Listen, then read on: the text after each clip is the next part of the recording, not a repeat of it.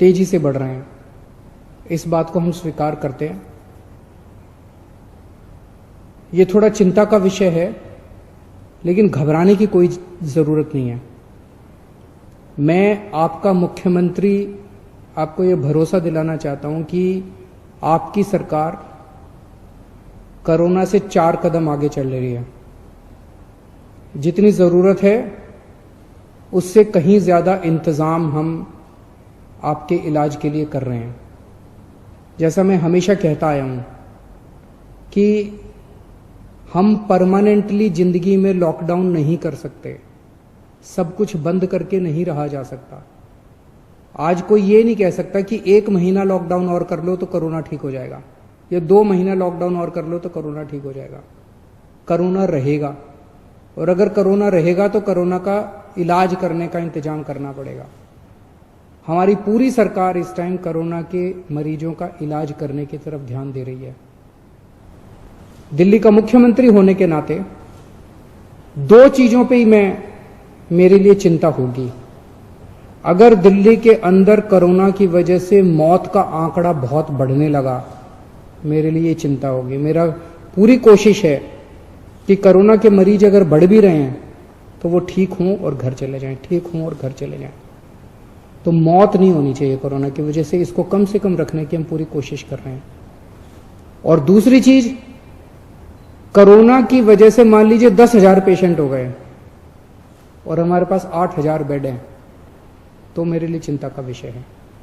जब लोग इधर उधर के धक्के खाएंगे बेड के लिए, मेडिकल के लिए, इंतजाम के लिए, ऑक्सीजन के लिए, वेंटिलेटर के लिए, अगर लोगों को धक्के खाने पड़ेंगे, तब मेरे लिए चिंता का विषय है।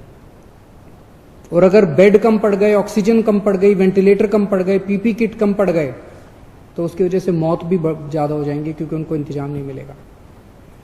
तो इस तरफ हमने पिछले 1 हफ्ते में हमने बेड्स का खूब इंतजाम कर लिया। आज दिल्ली में 17,386 अभी तक टोटल केस हुए। इनमें से केवल 2100 पेशेंट अस्पतालों में है, बाकी सब घरों के अंदर है। जो भी एक्टिव पेशेंट्स है घरों में है, घरों में इंतजाम कर रहे हैं, घरों में इलाज करा रहे हैं। 2100 पेशेंट अभी अस्पतालों में हैं। और हमारे पास पिछले 1 हफ्ते में हमने इस पे काफी काम किया है। आज की डेट में 6600 बेड कोरोना के, केवल कोरोना के लिए 6600 बेड का इंतजाम कर लिया है। पिछले हफ्ते जब मैं आपसे मिला था, 1 हफ्ता पहले, हमारे पास टोटल मिला के 4,500 बेड का इंतजाम था। पिछले 1 हफ्ते में हमने 2100 और बेड का इंतजाम कर लिया। 6600 बेड है आज हमारे पास। इन 6600 बेड्स में से केवल 2100 बेड के ऊपर पेशेंट हैं, 4500 बेड खाली पड़े हैं अभी अपने पास। और पिछले हफ्ते हमने ऑर्डर जारी कर दिए, 5 जून तक दिल्ली में 9,500 बेड्स तैयार हो जाएंगे।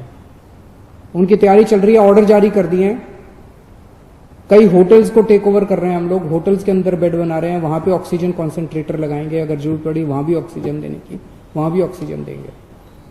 तो 2100 पेशेंट्स के, केवल 2100 आज पेशेंट्स हैं, 6,500 बेड तैयार हो चुके हैं, और 9,500 बेड और 1 हफ्ते के अंदर तैयार हो जाएंगे। तो आपको चिंता करने की जरूरत नहीं है। थोड़ा सा आपको ब्रेकअप दे देता हूं। दिल्ली सरकार के जो अस्पताल हैं, इसके अंदर अभी तक हमारे पास 2,500 बेड थे। 5 जून तक 4600 बेड तैयार हो जाएंगे टोटल। केंद्र सरकार के अभी तक 2329 बेड थे, ये थोड़े कम हो गए हैं, 2229 बेड अब केंद्र सरकार के हैं अस्पतालों में। और प्राइवेट में सबसे ज्यादा डिमांड थी, 677 टोटल अभी तक बेड थे। आज की डेट में 2677 हो गए हैं। 2,500 से ज्यादा बेड आज प्राइवेट में अवेलेबल हैं, प्राइवेट अस्पतालों में 2,500 से ज्यादा। और 5 जून तक 3677, 3,500 बेड प्राइवेट सेक्टर में हमारे पास हो जाएंगे।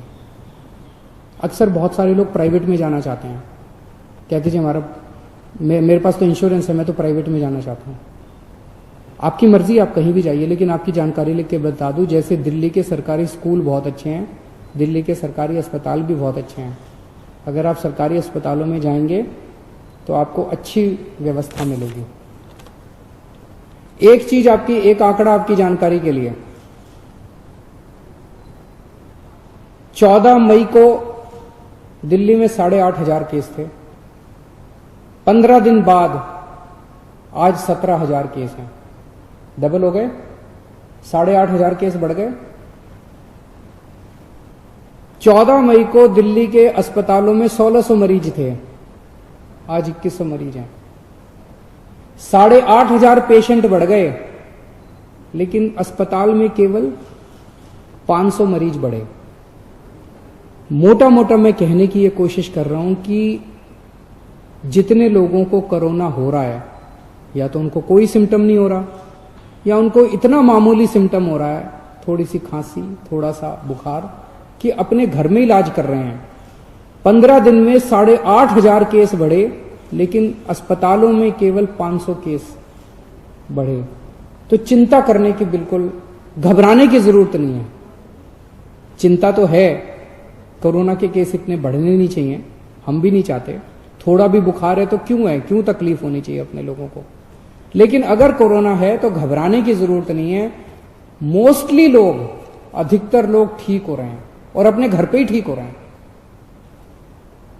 एक परेशानी सामने आई थी कि एक तरफ तो हम कहते हैं जी बेड्स का खूब इंतजाम कर लिया, वेंटिलेटर का इंतजाम कर लिया, ऑक्सीजन का इंतजाम कर लिया, चिंता मत करो, 6600 बेड्स का इंतजाम कर लिया। लेकिन अगर किसी के घर में कोई कोरोना का मरीज हो तो वो कहां जाए, उसे नहीं पता कि कौन से अस्पताल में कितने बेड खाली हैं, उसे नहीं पता कौन से अस्पताल में कितने वेंटिलेटर खाली हैं। कुछ मामले आए जिसमें कुछ लोगों को धक्के खाने पड़े, जानकारी का अभाव था। एक तरफ बेड खाली है और दूसरी तरफ लोगों को पता नहीं है। तो इसके लिए मैंने पिछले हफ्ते आप लोगों को बताया था, एक ऐप बना रहे हैं, ऐप बन गया है, उसकी टेस्टिंग चल रही है। परसों सोमवार को उस ऐप को लॉन्च करेंगे। उस ऐप को आप डाउनलोड कर लेना। उस ऐप में आपको एक अस्पताल का डेटा मिलेगा कि इस अस्पताल में टोटल इतने बेड हैं, इतने खाली हैं, इस अस्पताल में टोटल इतने वेंटिलेटर हैं, इतने खाली हैं। अगर किसी के भी घर में कोई बीमार हो तो आपको पता है कि किस अस्पताल में बेड खाली है और किस अस्पताल में वेंटिलेटर खाली है। आपको कहीं धक्के खाने की जरूरत नहीं है, आप उस हिसाब से उसी अस्पताल में जाओगे।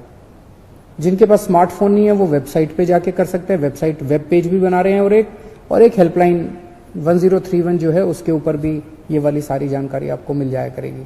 तो इसके बाद मैं समझता हूं कि आपको इधर उधर कहीं धक्के खाने की जरूरत नहीं पड़ेगी। एक मेरी सब लोगों से ये निवेदन है कि गंदी राजनीति के चलते कुछ लोग भ्रमित करने वाले वीडियो बनाते हैं।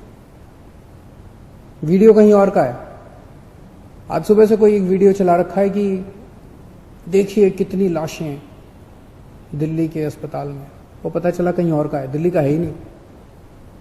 कल किसी ने चला दिया कि देखो दिल्ली सरकार के अस्पताल में कितना गंदा खाना, वो पता चला दिल्ली सरकार का अस्पताल ही नहीं था, कोई और अस्पताल था, किसी और का अस्पताल था, दिल्ली सरकार का था ही नहीं। तो एक तो मेरी लोगों से, जो भी लोग ऐसा करते हैं उनसे निवेदन है, देश इस टाइम बहुत मुश्किल अवस्था से गुजर रहा है।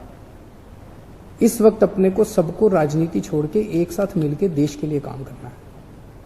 इस किस्म की गंदी राजनीति ठीक नहीं है। ये अपने देश को कमजोर करती है, अपने समाज को कमजोर करती है, अपने लोगों को कमजोर करती है, व्यवस्था को कमजोर करती है। जब ये कल वीडियो आया कि दिल्ली सरकार के अस्पताल में खाना अच्छा नहीं है, मैंने फोन किए सब जगह एमएस वगैरह को, इसको मैंने पता करो ये क्या है। उनका मनोबल टूटता है। वो कहते हैं जी हम इतना अच्छा काम कर रहे हैं और फिर भी हमारे बारे में इस तरह से दुष्प्रचार किया जा रहा है।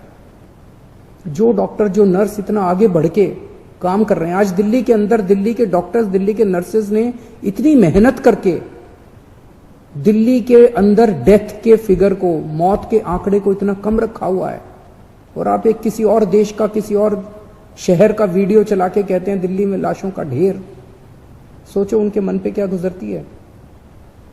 उनकी मेहनत का हम एक तरह से इंसल्ट कर रहे हैं। ऐसा मत कीजिए। और अगर आपको ऐसा कोई वीडियो मिले तो आंख बंद करके उस पर भरोसा भी मत कीजिए। अक्सर कई सारे ऐसे वीडियो फर्जी चल रहे हैं। अगर कोई सच्चा वीडियो होगा, मैं आपको भरोसा देता हूं उसके ऊपर एक्शन लिया जाए, और हमने लिए हैं कि बहुत सारे ऐसे झूठे वीडियो भी चल रहे हैं। नमस्कार।